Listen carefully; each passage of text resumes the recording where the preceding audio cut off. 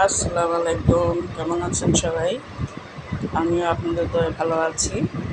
আজকে ব্লগটা শুরু করে দিলাম। এই হচ্ছে আমার সকালের নাস্তা, একটা রুটি আর চা। এই আমি খাই।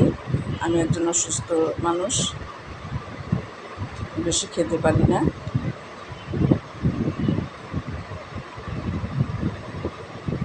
এখন খাওয়া শুরু করি। এখন আমি ডালটা বসিয়ে দিয়েছি, করলা ভাজি করব, বেগুন আলু দিয়ে পোয়া মাছ রান্না করব। এই হচ্ছে দুপুরে রান্না।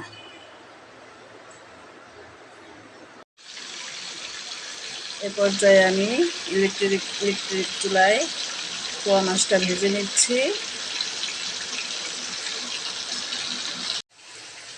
আর এই চুলায় করলা ভাজিটা বসিয়ে দিয়েছি, আর পোয়া মাছটা বেগুন দিয়ে বসিয়ে দিয়েছি।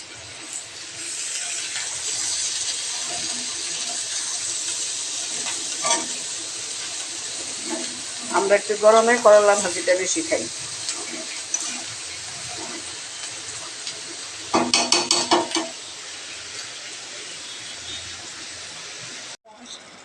আমার এ পর্যায়ে পোয়া মাছটা রান্না শেষ।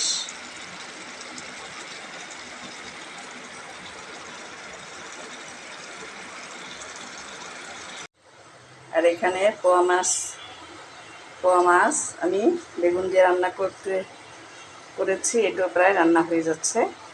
এরপরে ভাতটা বসাবো। এই হলো আমার রান্না বান্না আজকের মতো।